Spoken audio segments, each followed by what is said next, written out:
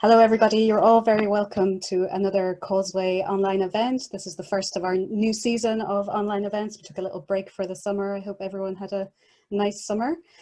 Those that don't know me, I'm Aoife O'Sullivan. I'm Causeway's Membership and Events Manager. The guest speaker for today's event is Lynn Richmond from BTO Solicitors. Lynn's going to give a really topical talk on remote working and what you and your business should do to keep safe from cybercrime and fraud.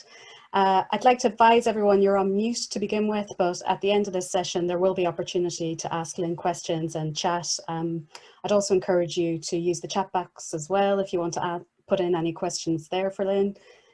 We're also recording this session for later distribution on Causeway's channels, so you can catch up on the presentation at a later date as well. Before we begin today's session, I'll quickly introduce you to the chair of Causeway, David Greenlease. David is the chair of Causeway, but he also works in the tech industry as well as director of UK and Ireland with Priority Software. Over to you, David. Thanks very much, Aoife. Another warm welcome to you for joining us for another Causeway event. As Aoife suggests, today's event is around the challenges and opportunities using remote working technology, hosted by Lynn Richmond, a partner at BTO Solicitors. So briefly, let me update you just on who and what Causeway is all about. Our events attract members from across Scotland, Ireland and Northern Ireland, as well as our dual members from British and Irish Trade Alliance, our existing members today. And I'd also like to welcome some non-members who are seeking to find out more about our network and how it could benefit them. So hopefully you get a lot of good feeling from what we're all about today, some really topical discussions that we can have, and also just that collaboration and networking that we can offer as a platform at Causeway. So Causeway itself has a core focus to protect and enhance the trading relationship between Scotland and the island of Ireland. So no matter the political or economic environment or landscape, it's about providing an informal business platform that allows businesses to connect, communicate and collaborate. Now, over 1.5 billion of trade is exported from Scotland to Ireland, and over 1.8 billion trade is exported from Ireland into Scotland. And we have over 14,000 people from Ireland providing skills and talent into Scottish industry, and over 8,000 Scots working throughout Ireland. With COVID-19 crisis as we currently are at the moment, and the implications of Brexit, it's even more important that we pull together and ensure that the Causeway platform can protect these sorts of numbers and ensure that the trading relationship between Scotland and Ireland is maintained. Now, in these last 4 years, Causeway has delivered over 50 events across a wide range of areas, from renewables to financial services to tech and innovation. And over 500 businesses and 2,000 people have benefited from these events.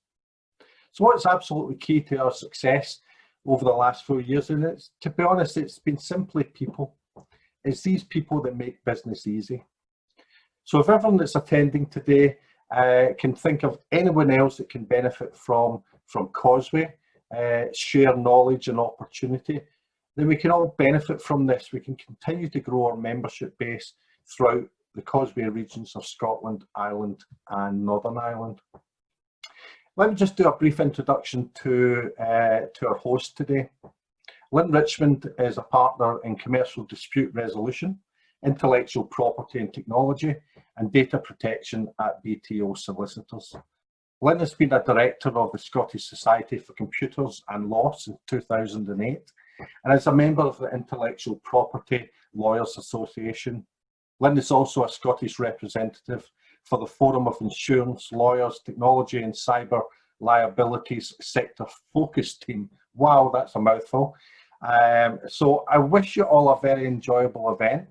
I'll hand you over to Lynn, take things forward, and then we'll have an open forum for questions and discussion. And we're going to end with Susanne Ezzy, our Business Development Manager, who will take you through some of the benefits and how easy it is to become a member of Causeway. So thanks very much, Aoife, for the introduction, and over to yourself, Lynn.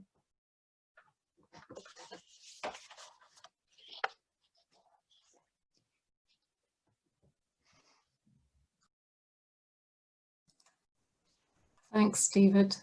Just to check before we start, can everybody hear me now? Yep, good. Always like a thumbs up. Well, thank you very much. As David said, I'm a partner at BTO Solicitors, and my focus is very much on IP technology and data protection. So this afternoon, I'm going to spend just a little bit of time looking at the challenges and opportunities of remote working. Not just learning to bake and keeping up with Joe Wicks, but about how you can actually keep your business going when you're working from home. Now, we're going to cover some things like ensuring client confidence, what sort of policies and procedures you might want to have in place, protecting your assets, both digital and hard traditional assets, and also the importance of having a plan B. What should you do when it doesn't quite all go to plan? Now, we have seen a rise in remote working over the past few years, and that's not just as a result of COVID. We've been seeing more people moving towards a more flexible system of working. And that's really just reflects changing attitudes. People don't want to be in the office all the time. And a lot of businesses are very happy to embrace these sort of changes to working because they want to keep key people. And it's seen as quite a good opportunity to encourage more people back into the office. But for me, I tend to think about remote working as something that still looks like what you see in the slide there. It's still a kind of traditional office environment. You can do a few days from home. You can work from another office or when you're traveling for business. Or when you're hot desking. But I think if we're all honest, for a lot of us, home working has actually looked a bit more like that over the past 6 months. And to spare her blushes, I won't mention the name of one person who did actually phone me from her bed, but I'm sure there are several people that have had conference calls in their pyjamas and suited and booted from the top half down to the waist, but the tracky bottoms and slippers are on the bottom. But notwithstanding that, it is important to keep these standards up and to ensure clients that we can maintain the same sort of service levels when we're working from home. And importantly, particularly for today's purposes, security, information security, security of emails and documents is just as good when we're working from home as it is from when we're working in the office. So, as I mentioned, I'm going to cover what we can do to ensure customer confidence when we're still working from home. Have a look at the sort of policies and procedures that we as solicitors would recommend to our clients. And that really comes from working with clients to ensure that they have sufficient securities and measures in place to deal with remote working, how to protect your assets and what sort of things you should be looking at if there is an issue, if there is a cyber attack or if there is a breach. So why do we care? Why is it important to ensure that we have these measures in place, both technical and practical?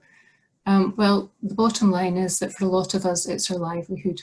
We need to be continuing to operate, we need to employ staff, we need to make payments, there are bills to pay. So we need to ensure that there's some sort of business continuity if we want to get through this and emerge stronger at the other side. Obviously, we want to retain customers as well. If we're put in a position where we can't deliver services, our existing customers will go to the competition, they will find somebody that can deliver these services. So it's important that we are able to operate in the way that we did pre-COVID. And hopefully we might actually gain some new clients out of it as well. I know a lot of customers that we have are using it almost as an opportunity to sell their services, to distinguish themselves from the competition, to show that they can work in a much more agile fashion, and really that working from home isn't any obstacle to delivering services. And the reality is that it looks very much like this new normal. It's probably a phrase that we're all sick of hearing, but I don't think we're going to get back into the office and back to what we consider traditional working anytime soon. Even once we do get into the office, it looks much more likely that a number of us will be remote working, at least on a part-time basis. And there'll be people that have actually found that remote working works for them. They may not need the huge office space that they used to have, and they're looking to cut costs. So it's likely that remote working is going to remain in some form or another for the foreseeable future. But in addition to the business case, we also have issues of risk. If we can't ensure that we are working with good, secure systems, it also puts business at risk. The loss of customers that I've touched on as well. But at the other side of the scale, there are potential for breach of contract claims as well. If we can't deliver services, if we're missing deadlines, if we're failing to do what we've agreed to do for our clients, then there is the potential risk to contract claims as well. We may also have to refund any deposits that we've already taken from clients for services. We certainly have a number of claims that we're dealing for clients who have been sued or who are suing for refunds and for payments already made where those services simply haven't been delivered. A number of contracts, commercial contracts, will have force majeure clauses in them, and that might provide some leeway in terms of delivering services. But if it's simply a case of you not having the systems in place to deliver services, then a force majeure clause will have a limited effect in mitigating that potential loss. And of course, one of the more difficult issues to manage in working from home is maintaining standards of confidentiality. People have a lot of different setups at home, particularly for younger members of staff. They might be sharing flats with friends and flatmates. Who has access to the papers that they bring home, the files? Are we still content that the confidentiality measures that are in place in the office are the same at home? If you're using your own device, if you're using a personal laptop, or if you're using a personal phone, who has access to that? Are you sharing it with family members? And what are the risks in relation to any confidentiality compromise? And of course, there are data protection issues as well. Data protection breaches really covers a multitude of sins, but any unauthorised access to personal data does constitute a data protection breach, and that's something that we need to think about much more seriously when we're not used to working with our normal systems. There's also a very real risk of cybercrime, and that's something that we as a firm are seeing a huge rise in, particularly over the past 6 months. And that tends to be because people aren't in the office working with their usual support. And that can be anything from money laundering procedures becoming a bit more lax. It's much more difficult to verify people's identity. It also includes more basic failures like not checking the recipient of a bank account. Usually when we're in the office, if we're transferring funds, we would usually make sure that we call somebody to make sure that the funds are going to the right bank account. A lot of people are now overlooking that. So it's very difficult to depart from your normal working processes when you're not working in a normal environment, but all the more reason to make sure that we're taking steps to do what we can to mitigate these losses. So how do we ensure customer confidence? Well, we want to take the steps that we can to ensure that it's business as usual. We want to ensure that we're still using secure systems, that we're still following the policies and procedures that we've got in place. And if possible, we actually want to demonstrate that we might have taken even more steps to make sure that we're complying. Have we made adjustments to ensure that people working from home know what they should be doing and that they're following those processes? And as part of that, communication is key. A lot of businesses will have introduced new policies to deal with working from home. Some who are better equipped and will have dealt with the change more easily already had these processes in place, but particularly for smaller businesses, they may not have considered people using their own devices before. It simply wasn't an issue because people were in the office. But now that they're working from home, they might not have enough laptops to go around, for example.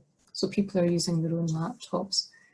So things like having a bring your own device policy. How do you deal with staff using their own equipment? How do you deal with shared equipment is very important. And also in terms of internal communication, if there is an issue, do staff know who they should be reporting to when something goes wrong?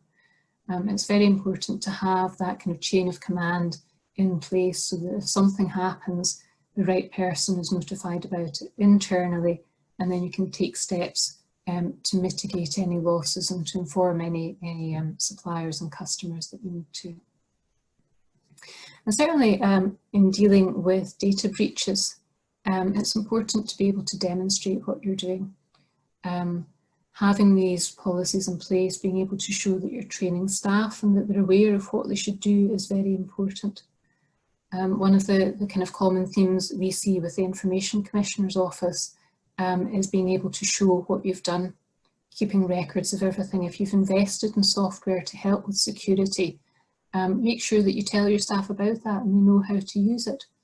The ICO kind of has an approach that's like in your maths exams when you were at school, you know, show you're working, because if you don't get the right answer, you'll still get credit for having tried.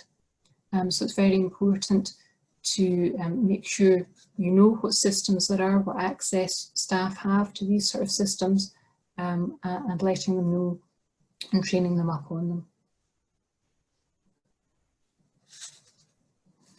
Now, in terms of technology,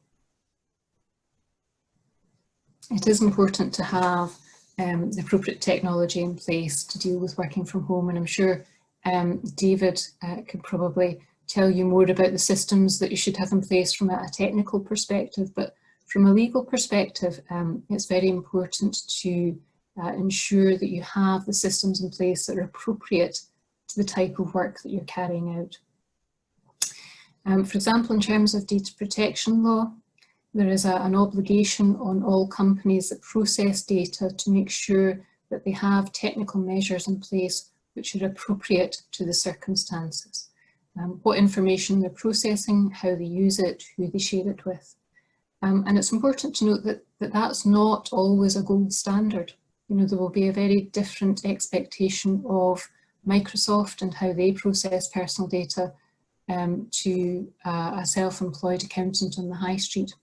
They will look at what resources you have available and what steps you've taken in light of those resources. So it really is a case of doing the best you can and making sure that your staff are aware of the measures you have in place and how to use any systems. So just looking at some of the most common things, if you're connecting to a system that's used centrally, make sure there's a VPN connection if possible. In terms of authentication, we're looking for multi-factor authentication. IT security for working in the office and remote working. And that covers everything in terms of the IT security you have, but also in terms of sharing passwords. Don't share a password, make sure that you change your password regularly. Making sure that a limited number of people have access to your personal device. If you're using a family worktop, make sure that the kids can't access the work documents. ISO 27001 as well is a very good system for information management. Can be quite onerous, but if you can get that certification, it's a great way of demonstrating compliance. And that kind of ties in with Cyber Essentials and Cyber Essentials Plus as well. Both government-backed schemes where you will be certified as having appropriate technology in place to ensure the security of data. And it is important just to think about the practical aspects as well. You've seen, hopefully none of us are using anything that looks quite like the computer on the right-hand side of the slide there. But in addition to having the technology that's appropriate to the data you're processing, do think about some of the more practical aspects as well. I had a case for a client that I worked for a few years ago, and they really did have the last word in terms of software. And I was quite surprised when they got in touch to say that they had a security incident that they were looking for some advice on. And I asked them about, had they instructed forensic IT specialists, had they found the source of the problem? And they said yes, it was quite obvious. And unfortunately, one of their employees had held the door for somebody. That individual had come into the office, lifted a desktop computer and had walked back out with it. So while they had all the security systems in place, unfortunately, they hadn't thought about the more practical aspects of who was getting access to the office. So that sort of thing is very important as well. Just looking at some practical steps to take. Don't save to your desktop where possible. If you're connecting to a centralised system, make sure that everything is saved on the system. It is very easy to access documents saved on a desktop. Don't use your personal email address as well. Very important to keep personal separate from business email addresses. And the temptation is often there if you can't get access through your remote systems to the remote desktop to use a personal email address.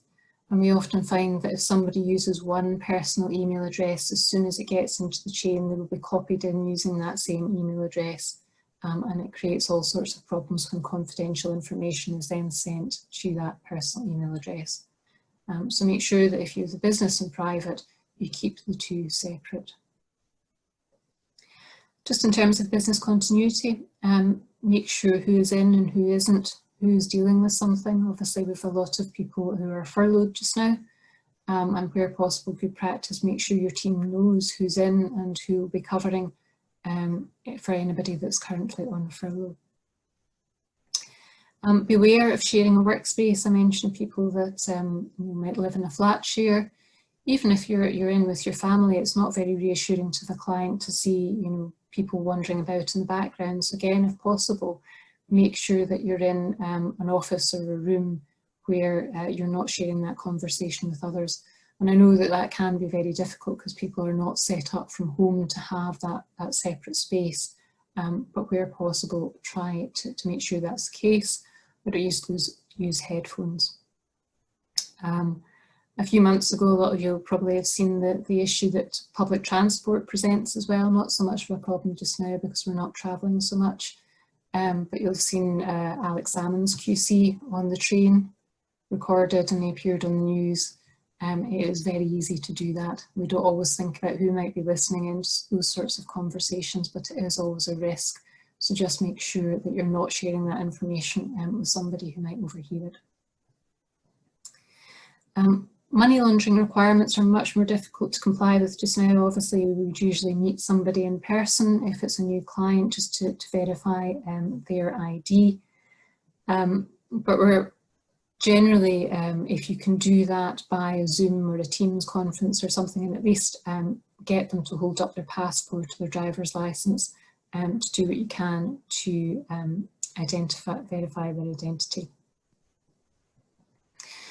We are seeing a huge rise just now in fraud payments being made to the wrong individuals. So if there is an issue with that and a negligence claim were to arise, if you can show that you've taken steps to properly identify the individual that you're dealing with, that goes a long way to mitigating any sort of claim. Physical security of papers and equipment is also an issue. Try not to have things lying about, and remember to keep them secure. Again, it can be difficult in the home environment. I'm not suggesting that you go and buy a filing cabinet where you can keep your papers locked in it, but do make sure that insofar as possible things aren't readily accessible. You might have read a few years ago, one of Scotland's top QCs was fined because somebody actually removed a laptop from her house. She had plumbing work carried out while she was away on holiday, and her laptop was then stolen while she was away, and that was an issue with the keys having been left for the plumber. So something like that, the ICO really doesn't take any prisoners. If there's any hint having given somebody access where they shouldn't have had it. So do just be mindful of who has access to files and to hard copies as well. Use of social media, we are all using social media much more than we used to. And I think the distinction between use of social media for work and for personal use is becoming a bit more blurred as well. But it is a very useful tool for people who are sending phishing emails. It's not uncommon for fraudsters to use social media to gain some sort of perspective, some sort of insight into your background, what you might be doing, to then send that phishing email looking for a transfer. There was a case a couple of years ago now where it was a company CEO was in holiday in Florida, I think, and one of his staff received a usual late Friday afternoon email asking for funds to be transferred to a bank account, new bank account. One of our top clients has changed the account details. Payment must be processed as a matter of urgency. Can't risk using this client, but I can't do it because I'm in Florida just now at my daughter's wedding. So if you could just do that, that would be great. And of course, the individual that received that email at the office, because it had that context, thought it was genuine and authorised payment, and it wasn't. But it was just a more sophisticated way of making the email seem genuine. They had looked at his social media, looked at what it was up to, and were able to give it a bit more credibility. The ICO will also carry out audits. If you have any concern about the processes you have in place surrounding processing of personal data, they offer a service where they will come in and carry out an audit and highlight any sort of issues that they might see about how you're processing personal data, what steps you could take to make it more secure. So that service is free, and it's always a good way of kind of having a second set of eyes check the processing that you're carrying out. Just a word of warning as well about disposing of confidential papers. A lot of us have secure shredding in the office. We don't have that just now because so many of us are locked out of the office, we can't get in, but do just make sure that that isn't going into the bin. It shouldn't be going into the recycling bin. Do hold on to it until you can get back into the office if it's commercially sensitive or if there is any personal data in it. There have been cases where pretty hefty fines have been levied by the ICO for people not disposing properly of confidential information. Scottish Borders Council received a very substantial fine because the individual that they had outsourced the shredding of their information to decided to take it to a recycling centre in a supermarket car park. Unfortunately, the bin that he decided to put it in was overflowing, so it fell back out, and when one of the customers picked up the confidential information, they reported it to the ICO, and they received a very significant fine. It was eventually overturned, but it took 4 days in court to do that.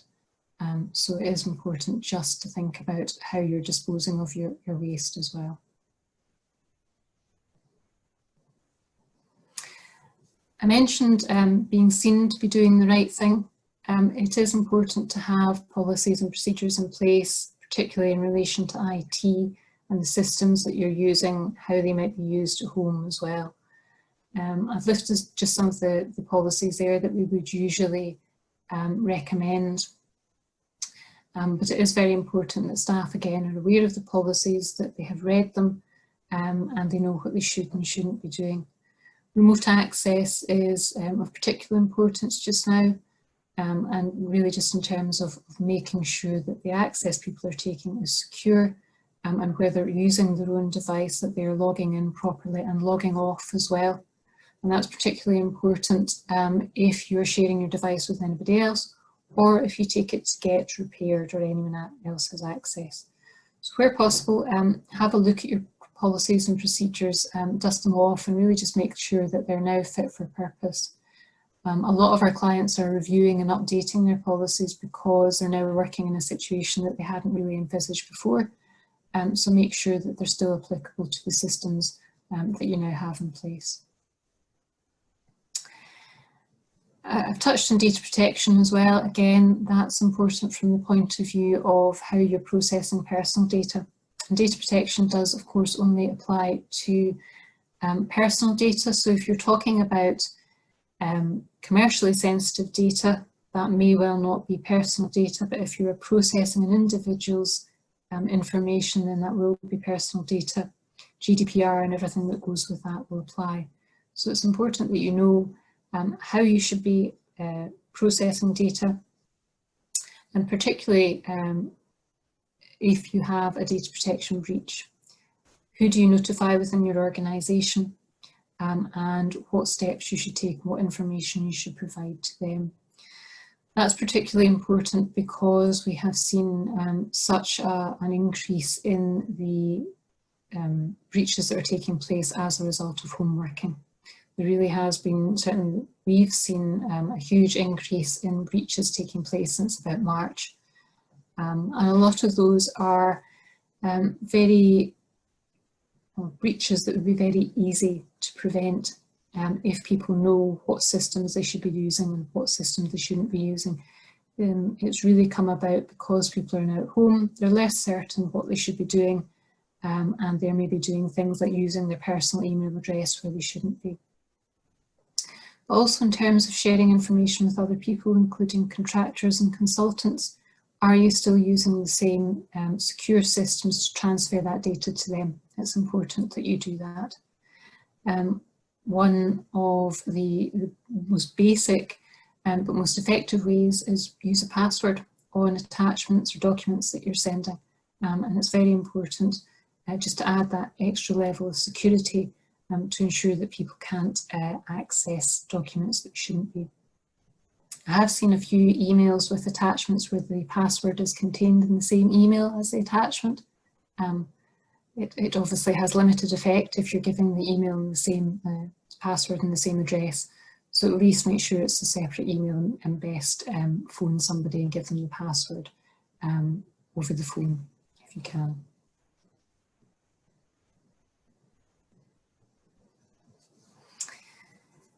So also important to protect digital assets. I've mentioned training. Staff training is really something that shouldn't be left to the last minute. It should also be on an ongoing basis as well. It's one of the things that the ISO will look at when they come to impose a fine or when they take any enforcement action against people who have had a breach. So being able to show that your staff have been trained is incredibly important, even if for some reason somebody doesn't follow their training. If you can show that they have had training, that will likely reduce any fine that's imposed. Review contracts as well. Have a think about what the obligations are in terms of employment contracts. Do they contain confidentiality clauses? Is the information that's being transferred restricted or that people have access to? Is it limited for a limited purpose? Where you can, make sure that there are limits on what people can do with the information that's given to them. Phishing is probably something that a lot of us have received, even phishing emails in our personal lives. Some emails are very easy to spot. There'll be the usual, you've won some sort of prize, there's money waiting for you, you just need to transfer your bank accounts. They usually have spelling mistakes, the English is pretty poor, a lot of them are very easy to spot, but a lot of them are also very sophisticated and becoming more so. They have definitely increased since lockdown happened, and part of that is you can no longer say to someone that's sitting at the same desk, have you received this, don't you think it's a bit suspicious? But they are definitely on the increase, so do just be wary of any emails that look at all suspicious. One thing that we are seeing a big increase in as well are domain name hijacks or spoof websites being set up. We are seeing more and more websites that are built at a domain name where there is perhaps one letter difference. In a genuine domain name, there's an extra hyphen, there's an extra dot, something like that. and they're ideal for referring somebody to a bank account or for taking payment online. And there are ways to stop that. There are ways to have the domain name transferred over to you if you're the owner of the genuine site, but it can be, a lot of them can look very genuine. So if you receive something, do just double check the domain name and whether it looks correct. What we are seeing more and more of as well is a phishing email followed up with a link to the spoof domain name. So if you get an email which looks suspicious and there is a website address at the bottom of it, very common then just to click on the website address thinking, well, I'll double check that this person is genuine. But if you're being directed to the spoof website, it will be set up exactly to look like something that you should be paying to. So if you get that sort of situation, always Google or always type in the domain name address. Don't click on the link that's included in the email. Penetration testing, pen testing is very important. Have you had your systems checked by somebody else? How easy is it to actually access? It's always good to get somebody to try to access your systems and for them to highlight any weaknesses. It can help just in identifying if you've got any areas that are particularly prone to attack.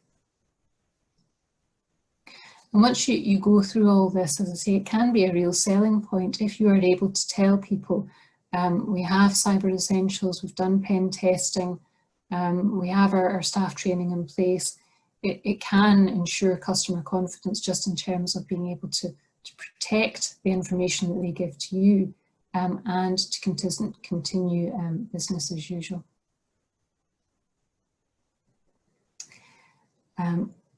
And where possible, have a plan B. We all hope for the best, but if you prepare for the worst, if and when it does happen, you will have a procedure in place that you can fall back on.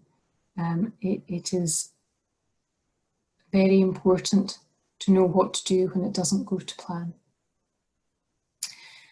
I mentioned having a policy in place to deal with internal and external reporting procedures. If you are subject to a cyber attack, it might only be you that becomes aware of it, so it's important to know who you should be telling and what you should be doing about it at that stage. With the best will in the world, these things do happen. Even if you have the most sophisticated systems, they can still happen. And we saw last year the Information Commissioner told BA and Marriott that they would receive very substantial fines for cyber attacks. 183 million for BA, 99 million for Marriott. And that was hacking. It wasn't a case of somebody internally doing the wrong thing. They were external threats that gave rise to data breaches.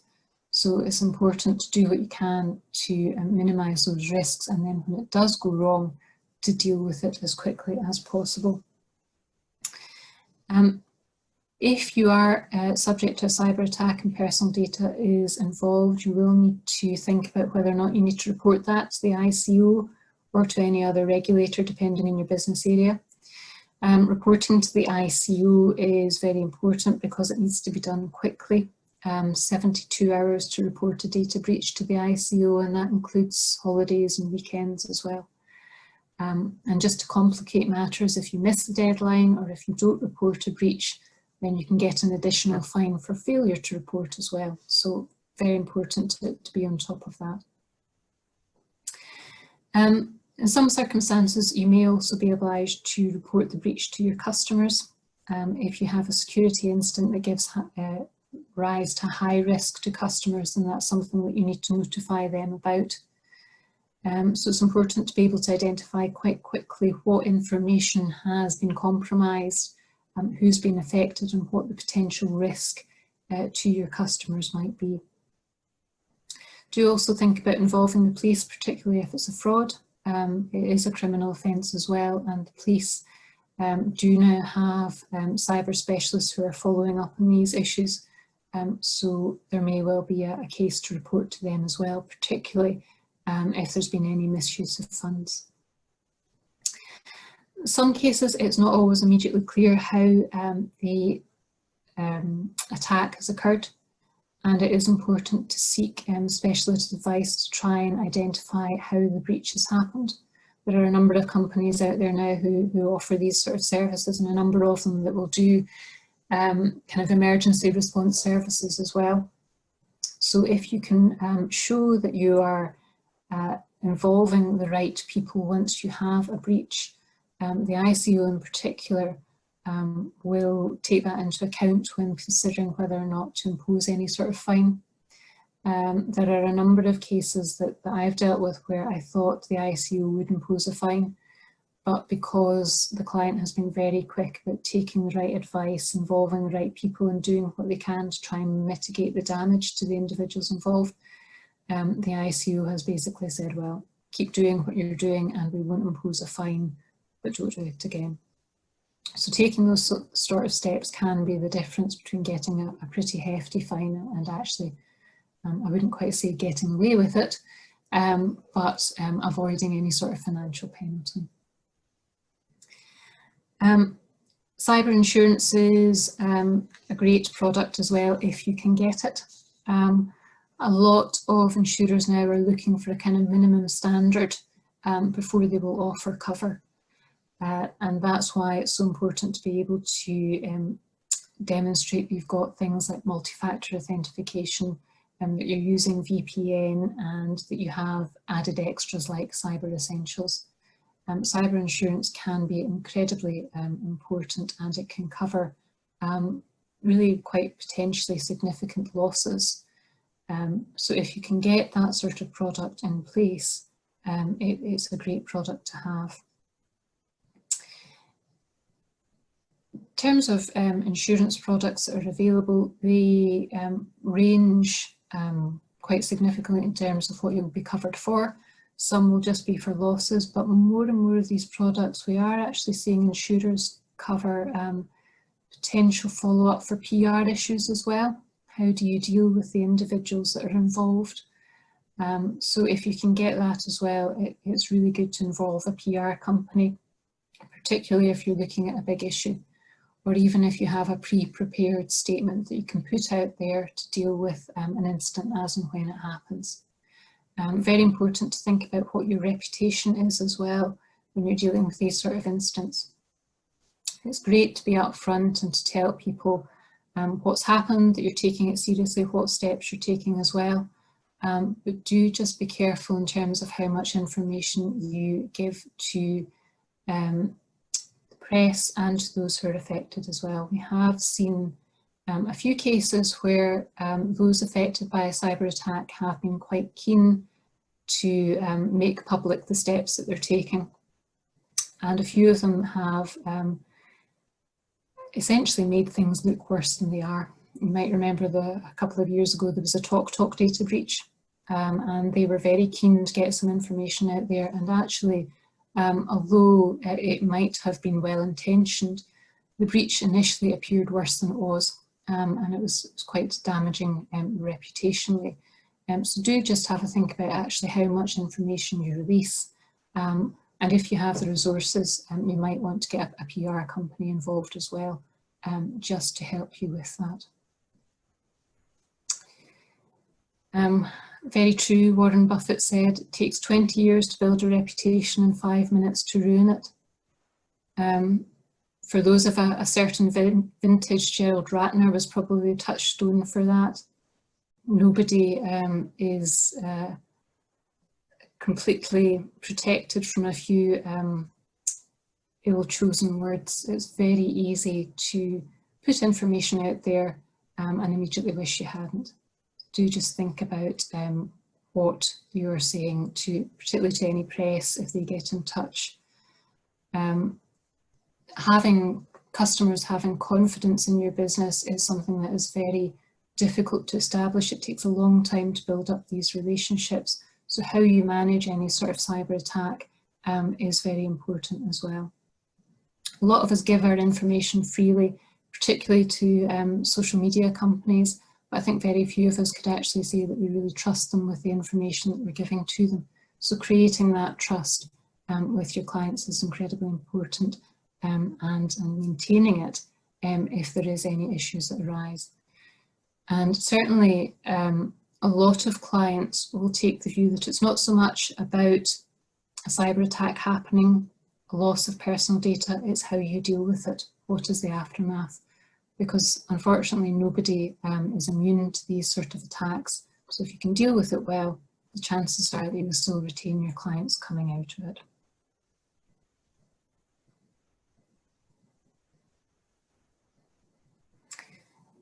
So that's where I was going to leave off in terms of the formal section of the presentation. But if there are any questions, then I'm very happy to take those now. No, if that's okay, Lynn. I've got just a point around the obviously coming from the insurance broking background, so we'll bore everyone to death with the insurance questions. So it was, in your view, what's you'll obviously look at a number of aspects almost when the horse is almost bolted. What's your views in terms of take-up rate from a cyber insurance policy point? Do you think enough people are buying it? Do you think the indemnity limits are high enough? From what you've seen, is that something that you can comment on? I think my impression of the take-up rate is that it's pretty low. Yeah. I don't think enough people have it. I think there's still a kind of almost perception that the traditional insurance, you know, the kind of bricks and mortar, yeah, the most important. And I think things have changed where, you know, cyber insurance is really underrated actually, and particularly for businesses where the vast majority of their assets are digital, they need to have appropriate insurance in place for that. So I know that it's, you know, a lot of people will see it as another additional cost that they don't really need. But if you can get a, you know, an affordable product, I really do think it is worth having. No, we completely agree, and it's certainly something that we're trying to push a wee bit more. I think there's a lot of cases that we've picked up and looked at that have had incredibly low indemnity limits, and just because it says cyber, it doesn't essentially mean it covers you for all the components that go into that. So that's certainly interesting. You know, I think from our point, it's certainly a frustration that, you know, I think, you know, you look at business interruption from a fire perspective, you know, you see the value in it, but a lot of people don't know that business interruption is also included within a cyber policy, where loss of profits, when system downtime and etc. etc. So it'd be quite interesting just to get your views on that type of thing as well. Yeah, I mean, in terms of limits, if you have a cyber attack that compromises personal data, I mean, the fines are potentially millions of pounds. Yep. And, you know, there's no saying what the sort of indemnity levels would be. But if you get a fine like that, it's enough to wipe out a lot of businesses. Yeah. So, you know, we haven't seen many fines at that sort of level, but I do think more and more will start coming. And even if they're not the millions of euros, you know, tens of thousands of pounds for a small business. Absolutely, especially a business which is system generated, system driven almost, is that I think there's you know, this type of claims becoming more and more common, certainly from an insurance point, is that you know, if systems are taken down in the event of a ransomware attack or whatever it may be, then, you know, the downtime for that period isn't getting covered if the appropriate cover isn't in place. So it's definitely a good point around, and that falls back into just the uptake and that side of things. So that's definitely another aspect of it. I was just going to say, the privacy breach is it still £25 a letter, Lynn, in terms of if you do need to notify your client base? Is it still at that amount, just in terms of size, I suppose? In terms of, so if you're having to notify clients that you've had a breach and your data has been breached or whatever it may be, is it just around the costs around notifying customers? Is it because I think I was reading it was £25 a letter, but that was a few years ago. yes, I mean, there are different ways of doing it. So if you have to write out to the individuals generally, then in terms of cover, that would be kind of where it's at. If you have a huge client base, then you can look at doing it online, with mass communication. So basically, if it would involve disproportionate effort in contacting them individually. You can do a kind of group mail shot. Obviously that doesn't then cover you if people have got follow-up questions particular to their circumstances. And again, you know, that's where the cover comes in, dealing with it can be very time consuming. Yeah, and it's just trying to emphasise these hidden costs as well, which sit behind it. No, that was all from me. Thank you. See, we have another comment in the chat from Robert Park, or are you better known as Sean, I'm not sure, who says he thinks cyber is not even on a lot of people's board agendas and it should be a standing item each quarter. Yeah. So I don't know why I'm there as Sean as well, but my colleague Sean is also on the call. Oh, right, okay. Didn't know if it was a nickname. I think it is that on most businesses that operate a board structure, it's just not it's not a standing item. It's not even on the agenda, and it's something which needs to have been on there a good number of years ago, and it's still, as already been said, it's not really on the radar. I think that's very true. We quite often deal with people within organisations, and their difficulty will be getting buy-in at board level before that investment or for changing their policies or procedures, and it can be an uphill struggle, and it often takes long before people will look at it. Unfortunately, the horse is often bolted by that stage. But Lynn, I was going to ask about the ICO audit and the potential. I mean, is that applicable to, you know, small businesses, large businesses? With my compliance hat on, would it have the potential of prejudice? Could it put you on the radar? I'm just wondering if it's a free service. It could potentially. I mean, it's a free service. They will come in and they will give you a kind of checklist of here's things that we think you should change or improvements that we think you should make. Some people are reluctant to do it because, as you say, it does put you on the radar.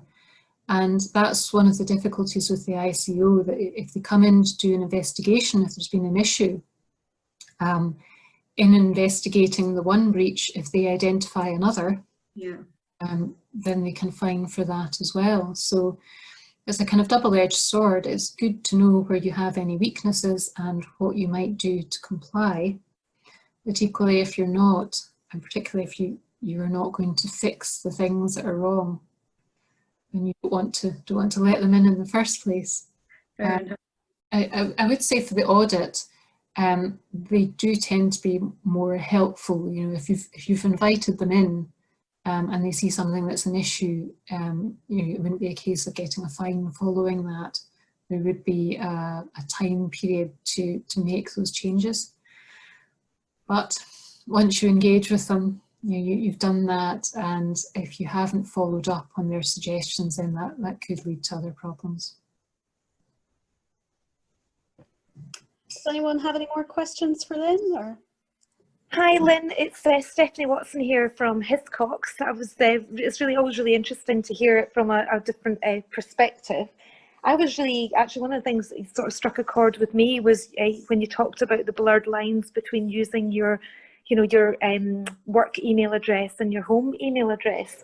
And I just wondered, obviously, obviously it's sort of stressing the importance of customers and clients upgrading their, their kind of working from home policies and in educating or training their staff. Are you seeing a large number of clients now coming to you for help in that area? We are. We've actually seen quite a lot of clients who have furloughed staff kind of using this time to say to staff, well, you're still technically employed, you can't work, but you can do this training, so you can engage with that just now.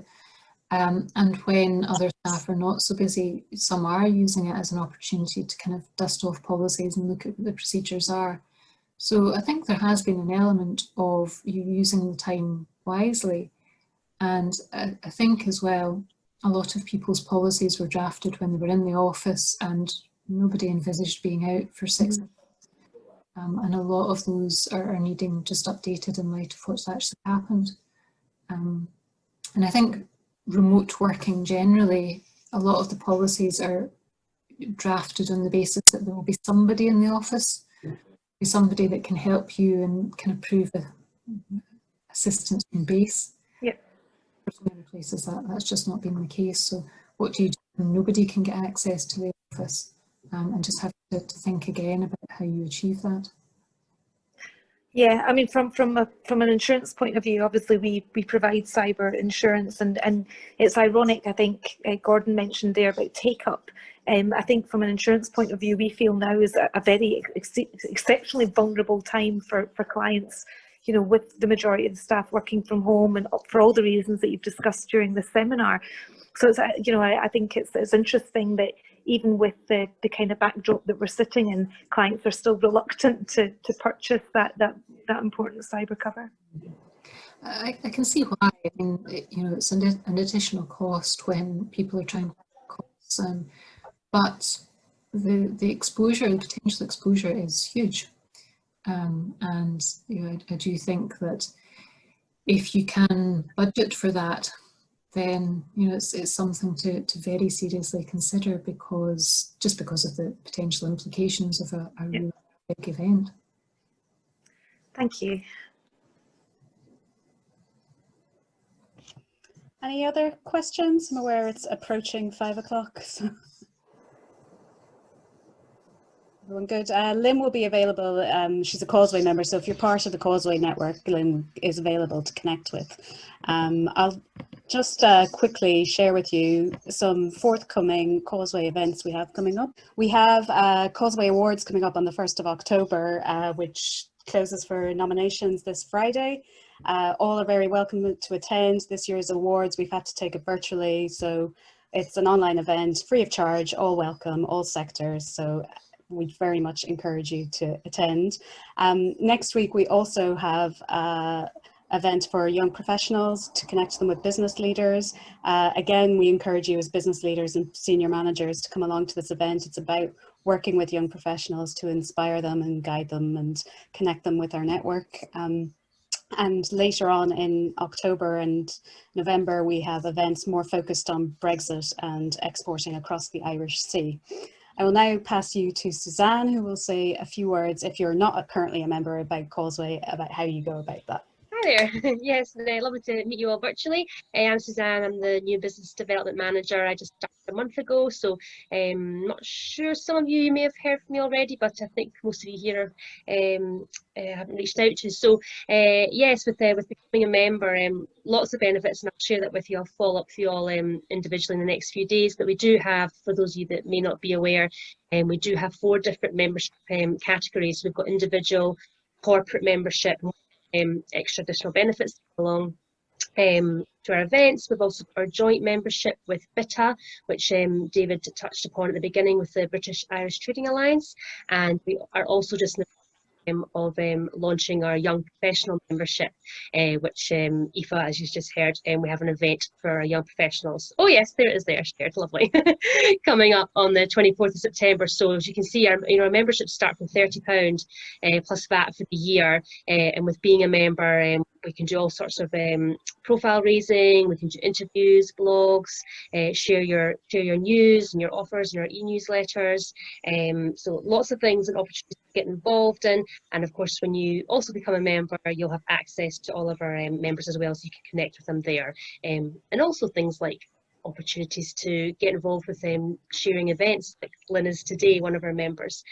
So we have a new marketing membership brochure, so I will reach out to you in the next couple of days, and I'd be happy to have a chat with you all individually to discuss in a bit more detail what you can get from Causeway and what membership type would be best for you all. So yeah, look out for my email, and hopefully have a chat soon. Lovely to meet you all. Thanks, Suzanne. And thank you very much, Lynn. That was a really informative talk. Just need to be really vigilant with remote working, because I don't think it's going to change anytime soon. As Suzanne mentioned, that today's recording will be shared as soon as it's ready.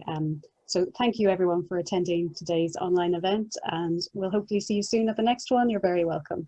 Hi. Thank you. Thank you.